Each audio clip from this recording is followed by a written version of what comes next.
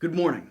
In fact, it is a good morning. I know I look a little bit like a mess. I have a cup of tea and milk here, some saltines and some cheese, and I am excited because it is currently about 5:30 a.m., 5:38 a.m. on the day you're watching this video, and I just woke up. And I figure this is how I really would be in the morning, so I'd do a video and start off this series. Fridays for me, I want to be about the world, about nature and beauty and travel and public parks and going hiking. And right now, just because of the schedule and the nature of things, it's a little bit harder to do. But what I do have is I do have my own backyard. And over the last month or so, since moving to Frederick, Maryland, I've been exploring the art of bird feeding and bird watching. I have a pair of Addison binoculars here, which came in handy to zoom in close on a few different types of squirrels. We have a black squirrel and some classic brown squirrels. I have to look up the official terms for them. I have zoomed in on a whole host of white-tailed deer. In fact, yesterday there was a whole mixture of deer and a bunch of young ones. It looked like they have some fawns that were just sprinting through the field behind us. And of course, I have been doing a little bit of bird watching, which is what this video is about. I think I titled it something like Squirrels, Birds, and a Raccoon. And in fact, we do, for the first time ever dealing with it before, I now understand why the war between bird feeders, squirrels, and even now raccoons exist. And I am navigating that space, and this series will be a sharing of my journey into the world of birding, a conversation about what solutions I have found, and a desperate plea to find out what solutions you have found. I just moved to Maryland, so a lot of these birds are familiar to me. I'm from Kentucky originally, but I do have it marked in here, all of the different birds that I've seen so far over the past month, and I know that's going to start changing as the seasons start evolving. Now, I have a little bit of cell phone pictures, but I don't actually have any footage of the birds. I'm still getting set up. I just ordered a outdoor camera, so I'm still getting set up so that I can monitor, record, and share with you footage of our actual birds and our actual bird feeders. Until then, I figure the best thing to do is just talk about them a little bit, share about my experience, and get you all set up for this journey. Along with, at the end of this video, even though I hate doing it because the quality is so poor, I will include some snips from the different birds that we've seen so that you can at least see what I'm working with and see some of them. And right now, I'll go ahead and play a experience with a raccoon that I had.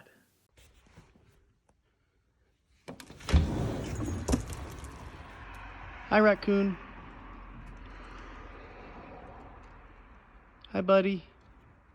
So, yeah, we have squirrels, we have raccoons, but most and more importantly, we have birds. So why am I birding? What is the experience like for me? Why am I excited that I woke up at 5:30 a.m. to get a little bit of work done, and also that I'm going to be able to sit out on the porch and watch, we'll sit out near the porch in the kitchen, and watch as birds come to the feeders? Well, for me, it's doing two main things. It's allowing me to remain connected with and explore the natural world.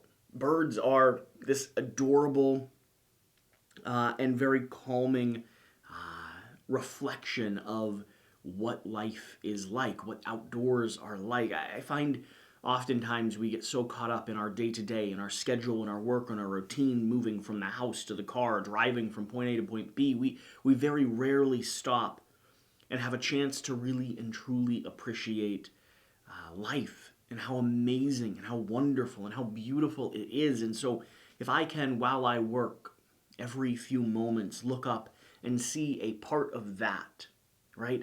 A little bit of that purpose, that identity that you can attach yourself to.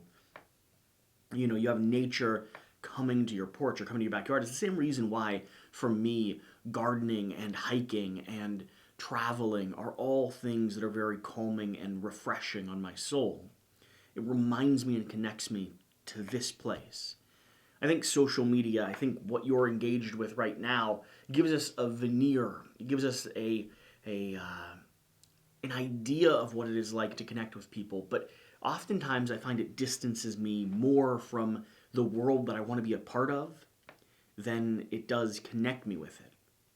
Now, I can find friends and watch birding videos and connect with people, and I have a pleasure doing that. And I'm glad that I have that opportunity in my life. But if that is not then translated into doing it yourself, then I think you're losing or missing out on the core essence of why it is you're watching a video talking about birds, raccoons, and squirrels. And on that note, the squirrels and raccoons are a bit of an issue, but they're also adorable in their own right. And so my approach has not been to pepper spray them into oblivion or set up electric shockers.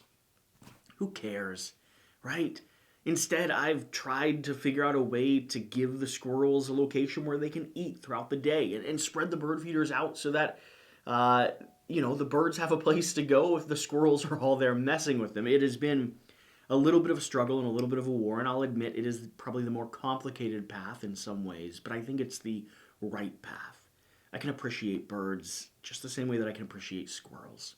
They're part of this world. They share this space with us, and my life is made better by having them around than trying to remove them.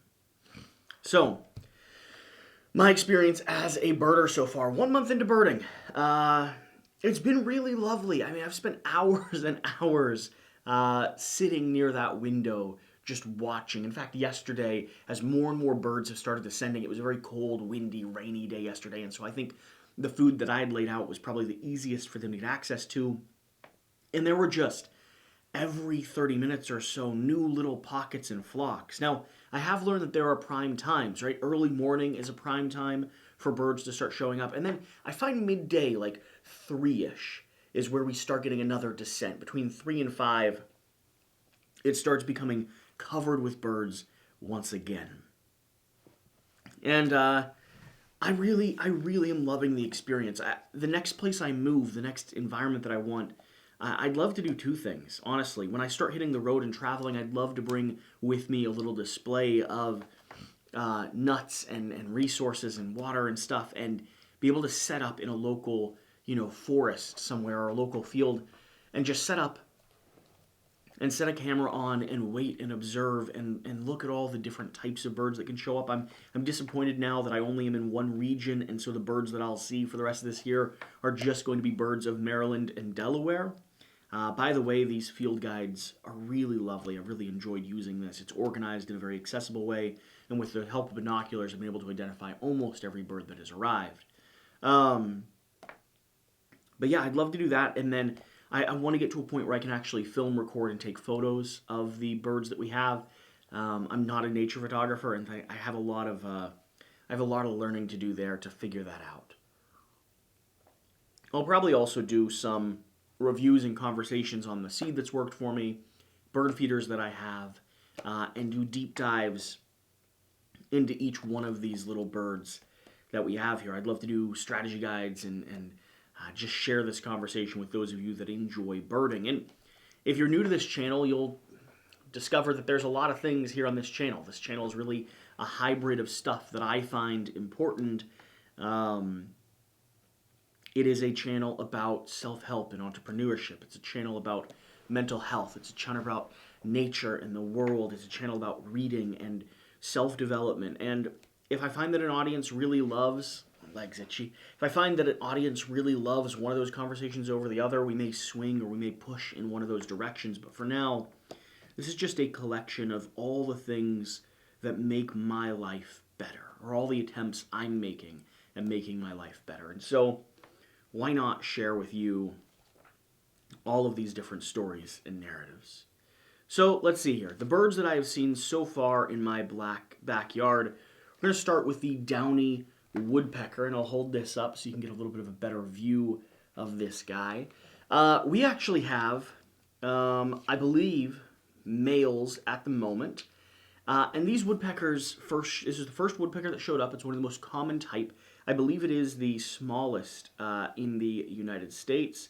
but it's the most common woodpecker in the United States. I'll read through the description here in a moment, but these are lovely. We have a few of them that are on the trees outdoors, and then they fly down into our little sinew or whatever it is, wood feeders, and they like peck a little bit, and then they fly back off.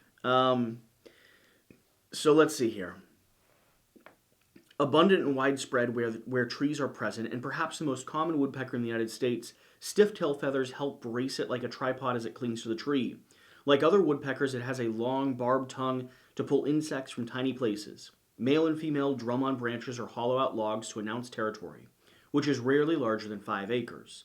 Male performs most of the brooding, will winter roost in a cavity. And where did I see how small they were? I thought I'd look it up.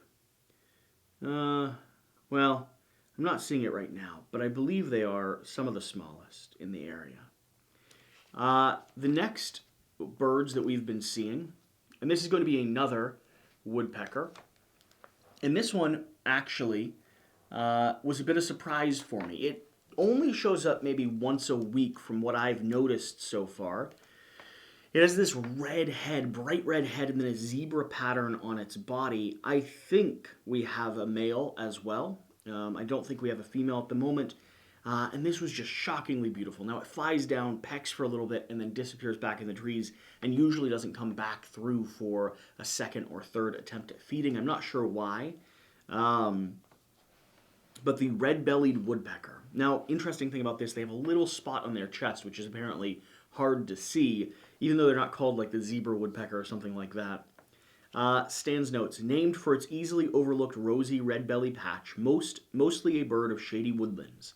Excavates holes in rotten wood, looking for spiders, centipedes, and beetles. Will hammer acorns and berries into crevices of trees for winter food. Returns to the same tree to excavate a new nest below the one of previous year. Often kicked out of nest holes by European starlings, gives a loud coo call and a low chug chug chug. I haven't heard many calls. I haven't really been paying attention to them. Maybe I should get an outdoor recorder so I can share some of those with you as well. But yeah, the red-bellied woodpecker, a few of them, well, one of them has came through. I'm hoping that he nests close by because that would be very nice. Now, a bird that I am familiar with already from Kentucky that I really wish I was able to get more of around here right now. We have not had many blue jays, but we have had a few. And these are just lovely birds. I love the birds with all those bright colors and feathers. I mean, it's amazing how beautiful the world is when you stop to pay attention to it. Stan's notes, highly intelligent bird, solving problems, gathering food, and communicating more than other birds. Will scream like a hawk to scatter birds at a feeder, known as the alarm of the forest, screaming at intruders in the woods, known to eat eggs or young birds from the nests of other birds, one of the few birds to catch food. Feathers don't have blue pigment. Refracted sunlight casts blue light. Interesting. It's very, very cool. So refracted sunlight is what's causing a bit of a blue sheen to them. And yeah, we'll come to seed feeders and ground feeders. Now I have, still learning how to drink tea on camera. Now I have a variety of feeders. I have one of those, I have two different small grain feeders that I'm doing kerneled sunflower seeds or free kerneled sunflower seeds along with Niger seed. Those are really good for like songbirds. I have two ground feeders, one for the squirrel and one for the birds. It's a little bit raised up. I'll do a mix of shelled healthy peanuts and berries and kernel seeds and corn and some other elements that I get in the bird bags. And then I have one of those feeders that uses a block of like fatty stuff, mostly for the woodpeckers. That's hanging. And then I have two other seed feeders. And so a whole variety of different types of feeders. So we're attracting a whole mix of different types of birds. We have a lot of these little ones. We have a lot of little house finches around the property. They are adorable. They usually come in packs of like 5 or so. They swoop down grab a bunch of stuff, and then run away back into the trees. What I like watching the most is when they jump and they sort of dive bomb off of the side of the fence, and then you can see them catch themselves and go exactly where they want to go. Very social bird. Visits feeders in small flocks, likes nesting in hanging flower baskets.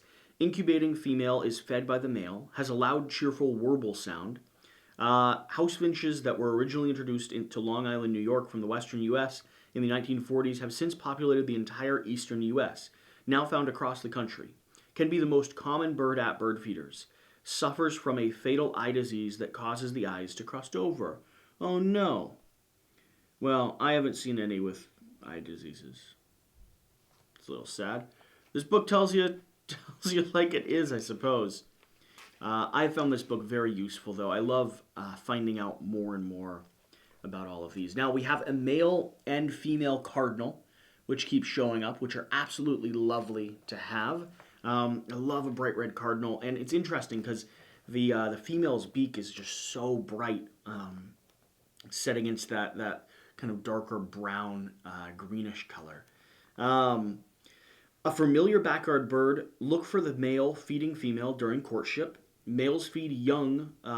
Male feeds young of the first brood by himself, while the female builds a second nest.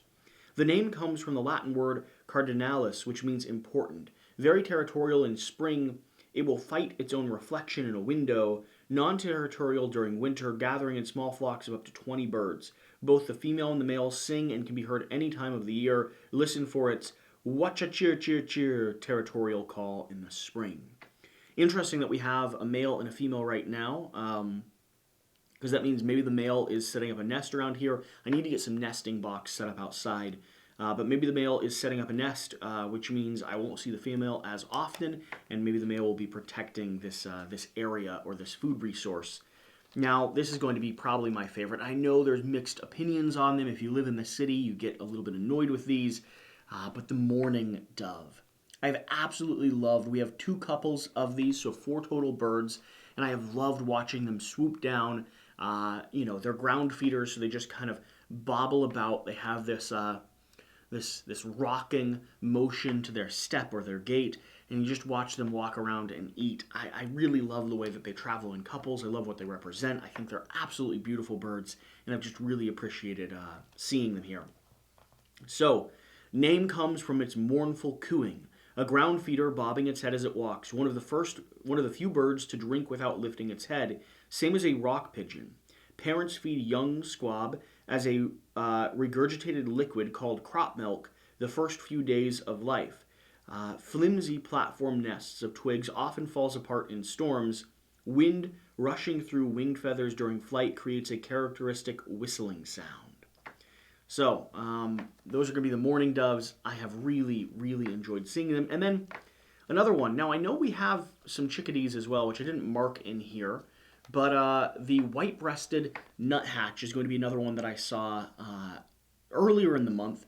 I don't know if I've seen any of them too recently, but the angular shape of their body, along with that top dark location, and how they climb downwards is going to be the thing that really stands out to me with them. The nuthatch's habit of hopping headfirst down tree trunks helps it see insects and insect eggs that birds climbing up the trunk might miss. Incredible climbing agility comes from an extra long hind toe, claw, or nail, nearly twice the size of the front toe claws. The name nuthatch comes from the Middle English moniker nuthack, referring to the bird's habit of wedging a seed into a crevice and hacking it open. Often seen in flocks with chickadees, there we go, and downy woodpeckers. There we go, the things that we have all around here. Mated birds will stay with each other year-round, defending small territories. Listen for its characteristic spring call, wee, wee, wee, wee, given in February and March, one of 17 worldwide nuthatch species. So there you have it. The birds and a little bit of information on them that I've observed so far. I'm going to leave off with a few images taken from my cell phone that I have collected of the squirrels and the birds and all the other nonsense that has happened around here over the last month. And if you're a birder, if you enjoy birding, let me know your thoughts. Like I said, I'm going to be setting up some cameras outside so I can really start observing and recording and capturing and telling this story. But figure you got to start somewhere, right? You got to start with one weird dude 5 a.m. in the morning, 5:57 a.m. in the morning, talking to the camera. And then eventually, you get to a point where you're actually seeing some birds. That being said, the sun's going to come up in about an hour, so I'm going to get this video processed, ready to go ahead and upload. Thank you for being here. Let me know if you enjoy this type of content, or if you just happen to click on it, hit that subscribe button, stay tuned, let me know what else you want to see. This channel will go in whatever direction the audience demands it. Whatever I enjoy.